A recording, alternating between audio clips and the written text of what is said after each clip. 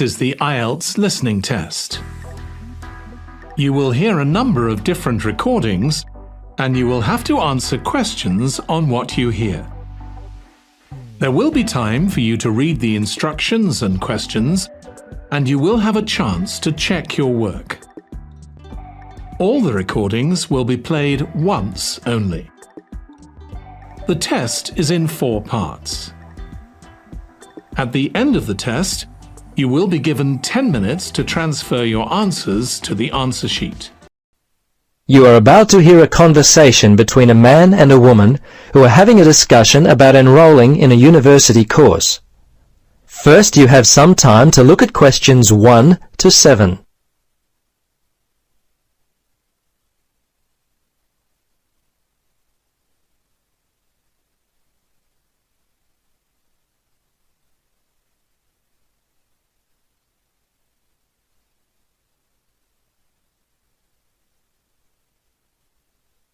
Now, listen carefully and answer questions 1 to 7. Registrar's office, this is Pam. Yes, hello. I'm calling about enrolling to study at the university. This is the right number? Yes, this is Mitchford University admissions. What would you like to know? Well, basically I need to know what I have to do to be enrolled as a student. You see, I'm currently studying education at another school. I've just finished my first year, but I'm not really enjoying it. I think I'm more interested in accounting. My dad teaches maths, so I thought it might be a good choice. Well, better than business anyway. Okay. Have you received a registration pack? No? How can I get one of those? Well, you've got to have one to register. You can enroll at the university at any time after you receive a registration pack. These are usually available from September for first-year and transferring students, and from November for returning students. On the basis of the information contained in the registration pack, you should attempt to make a firm choice about which courses to study before completing your form. I see. So I've only got a month to get my registration pack in. Can you send me one? Sure. If you are close to a high school, the registration pack and university prospectus are available from the Careers Advisor. Would that be helpful? Well, the closest school's too far away and I haven't got a car. Are there any other ways you can send it to me? Well, for prospective students who have already left school, the registration pack and prospectus are available from the university information line. But that might not be of help for you? No, not really. I'll tell you what, why don't you give me your contact details and I'll send a pack out to you. At least that would be a start. Okay, sounds good. Right. Firstly, what's your name? Richard Dreyfus. That's Dreyfus. Your address there, Richard? Unit 12, 15 Sportsman Avenue. That's Sportsman, Mermaid Beach. 4554. And your telephone? Yes, I won't give you my home. Mobile's best. 0414. Hang on a minute, I don't call myself usually. I think it's 0414 658 339. Yes, that's it. Okay, now, do you have email? Yes, I do. It's Dreyfus, my last name, at igo. That's igo.com. All lowercase letters, of course. Before you listen to the rest of the conversation, you have some time to look at questions 8 to 10.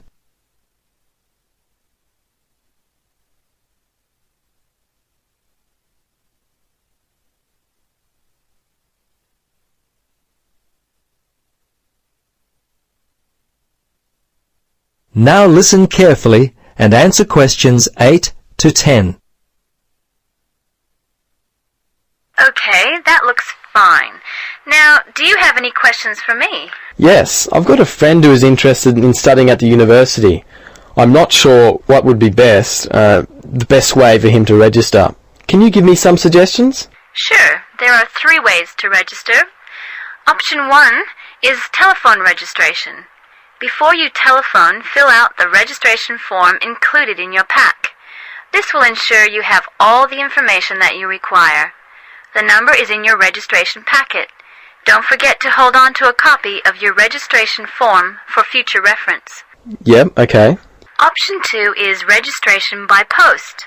All you have to do there is complete the relevant sections of the registration form and post the completed form together with all documentation required in the envelope provided. Alright. The third way is to simply come in. Visit the Student Information Center in the Information Services building, and your friend will receive personal assistance on how to complete his forms. Thanks very much. You've been most helpful. You're welcome. Good luck with your future studies. That is the end of part 1. You now have half a minute to check your answers.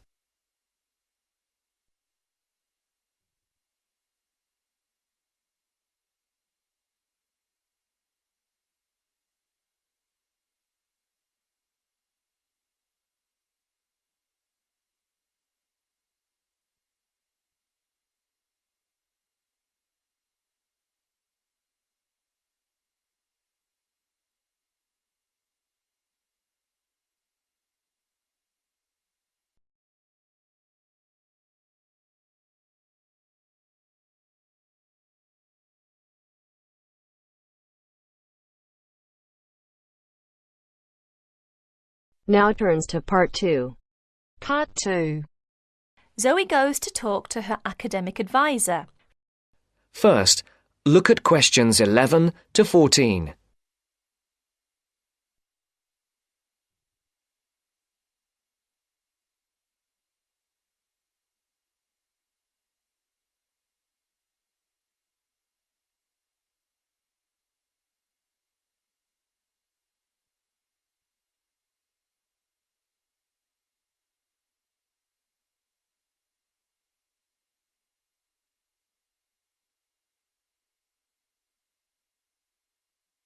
Listen carefully.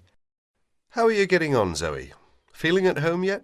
Well, more or less. There are still some things I need to buy, and I haven't found my way to all the facilities yet, but I really love the campus, and I've already made a few friends. Fantastic.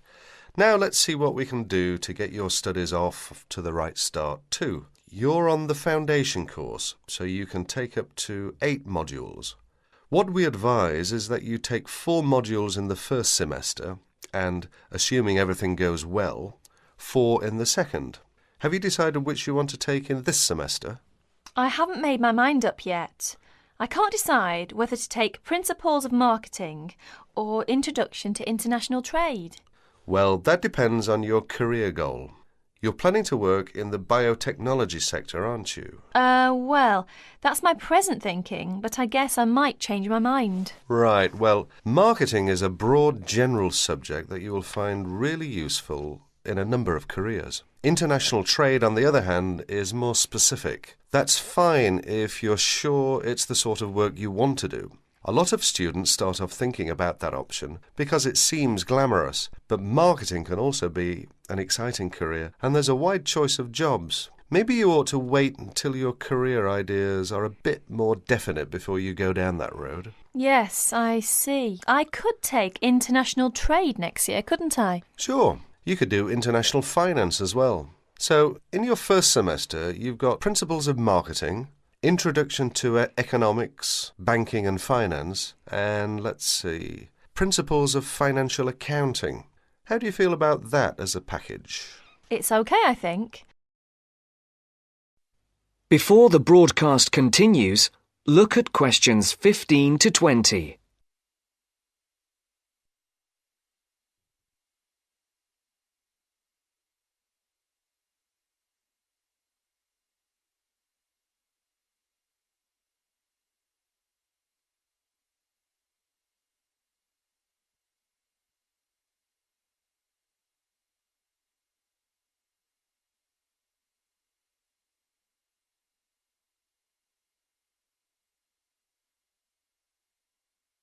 You will now listen to the second part of the talk. But I'm a bit worried about the maths. There'll be some statistics to do, won't there? Basic statistics, yes, but nothing more difficult than your last year of school maths. I know, but our maths syllabus was a bit old-fashioned. Mostly algebra, geometry, trigonometry and stuff, hardly any stats. Right, well, it sounds as if you could do with the maths brush-up course. Can I arrange for you to attend just the classes on statistics, if you like? That'd be great. I didn't want to do the whole of maths again, but the stats classes would make me feel much more confident, thanks. Hang on a minute, there's one more thing. Your English. Now, you know you have to reach a satisfactory standard in English by the end of your first year to be allowed to go on to the main BSc course. Yeah, now I'm in an English-speaking environment and I have to speak English all the time. I'm sure I'll be all right. It certainly helps, but speaking isn't everything. You'll have to get your reading up to the standards where you can understand the books on your course reading list quickly. To get the information and ideas, you need to write your essays. That means you have to develop a high level of comprehension skills. You'll never get through the course material if you try to read the books intensively from cover to cover. That's why our language skills development program gives you a series of graded academic texts to study and answer questions on a limited time. You'll probably find it hard at first, having to work against the clock without a dictionary. How can I improve my skimming and scanning skills? Good question. For that, you'll have to do a range of specially designed exercises. Sometimes these will be from a transparency, because it is often how the lecture material is presented. Sometimes I think I'll never learn all the vocabulary. English is such an enormous language. I know what you mean. English is the biggest language ever, at least 350,000 words. Even Winston Churchill only knew 60,000, so they say. But as an academic student, you can get a lot of help from the academic word list by Avril Coxhead of Victoria University. That's in Wellington, New Zealand. I've studied word lists, of course, but how does this one help? The academic word list is based on a survey of 3.5 million words of academic text. It contains 570 families of the words most commonly found in academic texts. Well, that's apart from the 2,000 most useful words in English. They come in a separate list. You can see copies of both in the library. You said word families. Do you mean words that are similar? In a way, yes. It means that all the different grammatical forms of a word are listed together, so you can see the nouns, verbs, adjectives, forms with prefixes and suffixes and so forth. It'll be clearer when you look at it. Anyway, Avril Coxhead gives you really great hints about how to learn the words, so it shouldn't be too daunting.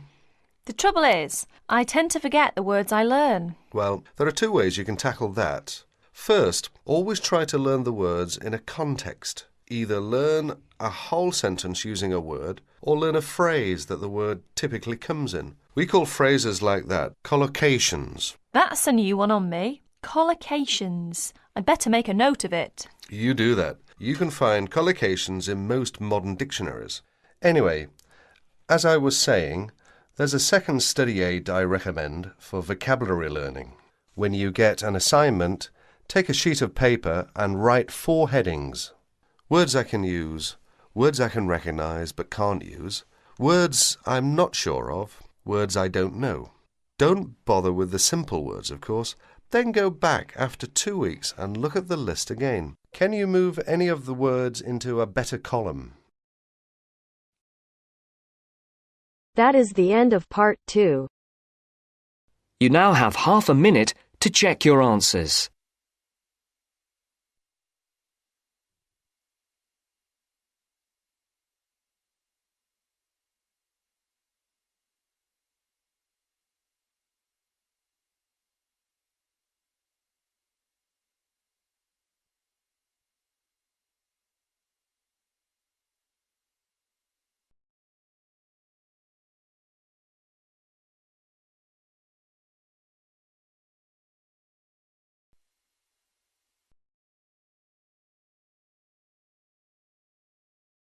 Part 3. Hear an interview conducted by an interviewer Spiegel with the scientist Peter Piot, who discovered Ebola, a dangerous disease. Both of them are conversing about the disease and its origin. First, you have some time to look at questions 21 to 25.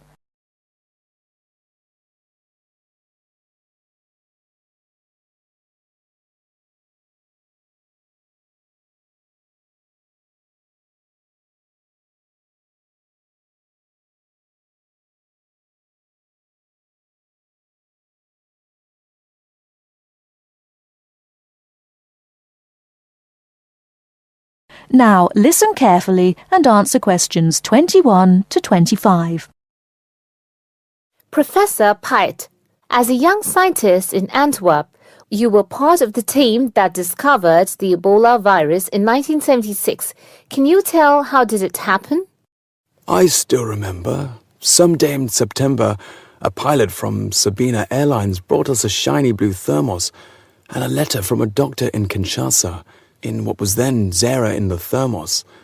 He wrote there was a blood sample from a Belgian nun who had recently fallen ill from a mysterious sickness in Yambuku, a remote village in the northern part of the country. He asked us to test the sample for yellow fever. These days, Ebola may only be researched in high-security laboratories. How did you protect yourself back then? We had no idea how dangerous the virus that we were dealing with was. And there were no high-security labs in Belgium back then. We just wore our white lab coats and protective gloves.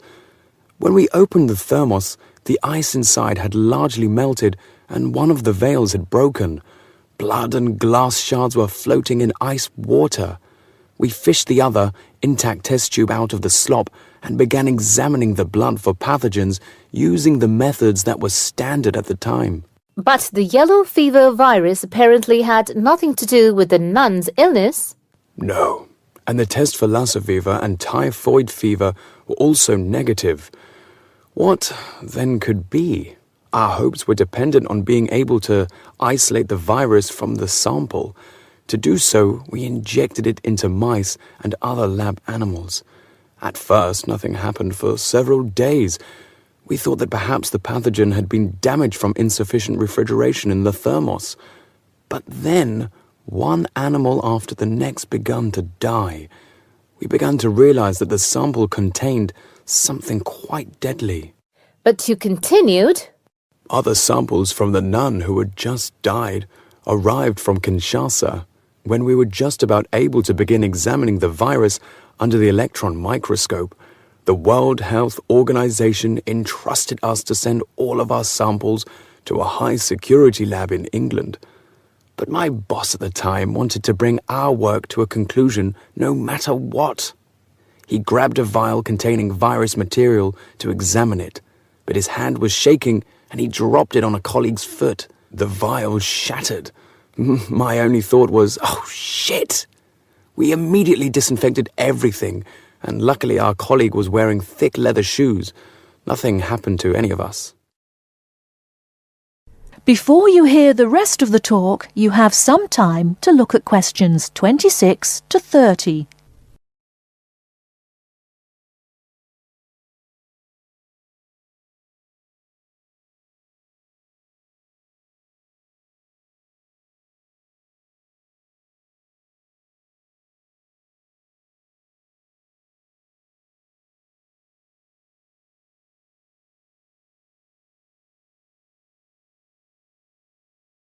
Now listen and answer questions 26 to 30.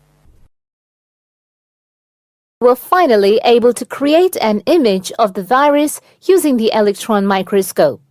Yes, and our first thought was, what the hell is that? The virus that we'd spent so much time searching for was a very big, long and worm-like. It had no similarities with yellow fever. Rather, it looked like the extremely dangerous Marburg virus, which, like Ebola, causes a hemorrhagic fever. In the 1960s, the virus killed several laboratory workers in Marburg, Germany. Were you afraid at that point? I knew almost nothing about the Marburg virus at the time. When I tell my students about it today, they think I must be from the Stone Age. But I actually had to go to the library and look it up in the Atlas of Virology. It was the American Center for Disease Control which determined a short time later that it wasn't the Marburg virus, but a related unknown virus. Hundreds of people had already succumbed to the virus in Yambuku and the area around it. You were also the one who gave the virus its name. Why Ebola? On that day, our team sat together till late into the night. We had a couple of drinks discussing the question. We definitely didn't want to name the new pathogen Yambuku virus, because that would have stigmatized the place forever. There was a map hanging on the wall, and our American team leader suggested looking at the nearest river and giving the virus its name. It was the Ebola River. So by around 3 or 4 in the morning, we had found a name. But the map was small and inaccurate. We only learned later that the nearest river was actually a different one. But Ebola is a nice name, isn't it?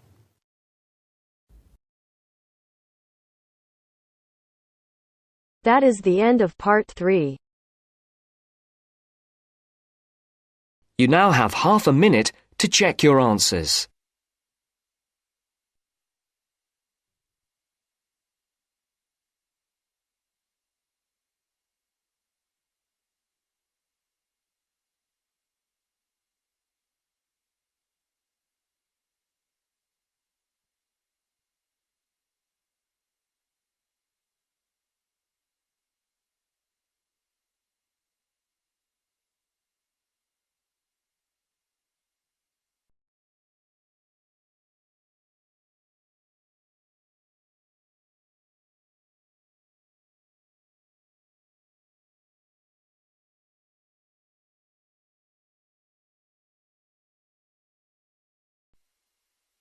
Now turns to part 4. Part 4.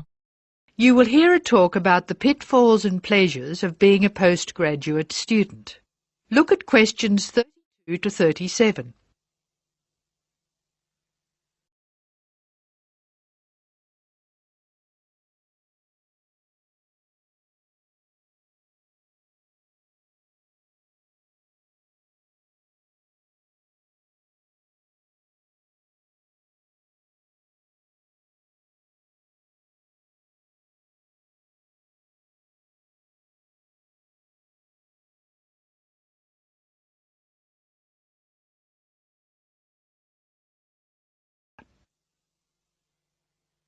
Postgraduates are about as easy to define as catching steam in a bucket. Courses can be vocational, for training, as research, as a preparation for research, or a combination of these. Also, you can choose between full-time and part-time. Increasingly, the approach to postgraduate study is becoming modular. The vast majority of postgraduates are doing short, taught courses, many of which provide specific vocational training. Indeed, there has been a 400% increase in postgraduate numbers in Britain over the past 20 years. Current figures stand at just under 400,000. People undertake postgraduate study for many reasons.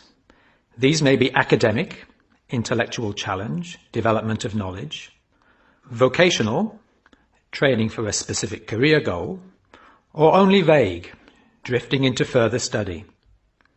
It is essential that you determine the reasons you want to become a postgraduate. If you have clear goals and reasons for studying, this will enhance your learning experience and help you to remain focused and motivated throughout your course. Where you study should be based on much more than the course you want to do. For some courses, you're likely to be there for several years, and it is important that you are happy living there.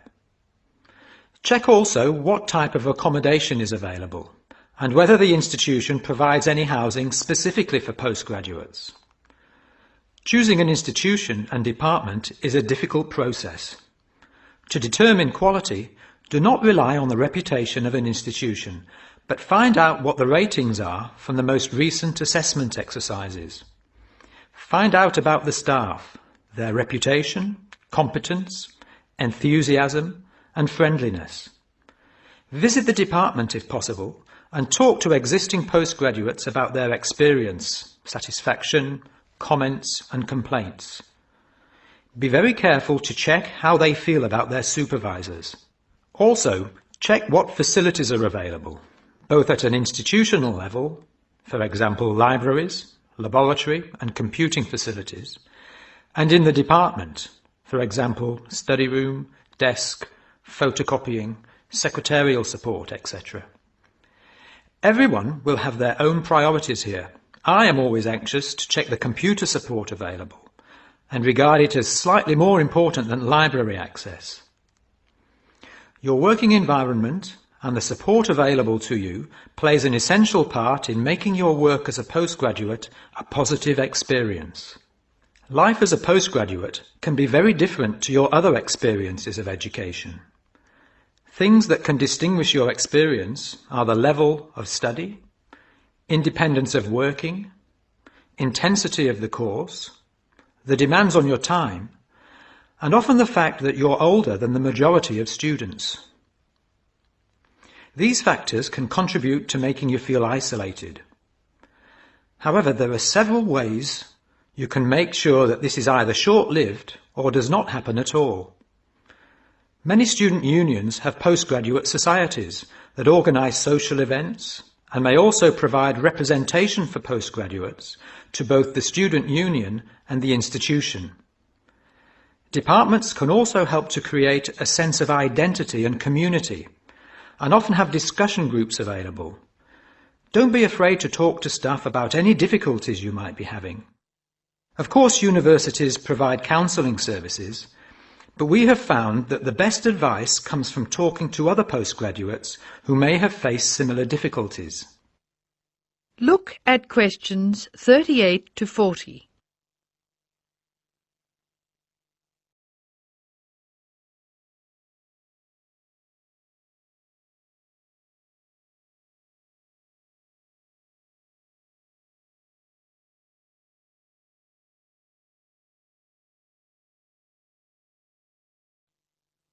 Financial planning is essential, since the government excludes postgraduates from student loans, and it can be difficult to maintain your student status with banks.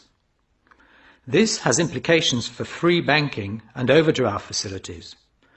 Do not underestimate your living costs, including food, accommodation and travel. And be careful not to budget for everything except a social life. Funding a course is one of the most challenging things people face when considering postgraduate study. Most postgraduate students finance themselves. They pay often very large fees to the institution and receive no maintenance income to support their study. Make sure you know exactly what your costs will be. Institutions often hide extra fees, like laboratory costs, behind the headline fee rate advertised. Funding can come from various sources: research councils, charities, trust funds, institutional scholarships, local education authorities, and professional bodies and organisations all offer various levels of funding. As I said before, the government excludes postgraduates from student loans, so it is essential you look to other sources. Career development loans are available from high street banks. The best advice on funding is to be proactive, persistent and patient. The postgraduate community in Britain is multinational, has a wide range of experience of life and work, and an exciting mix of goals, both career and academic. Being a postgraduate student should be a productive and fulfilling thing to do, and you will become part of a diverse and motivated social group. That is the end of part 4. You now have half a minute to check your answers.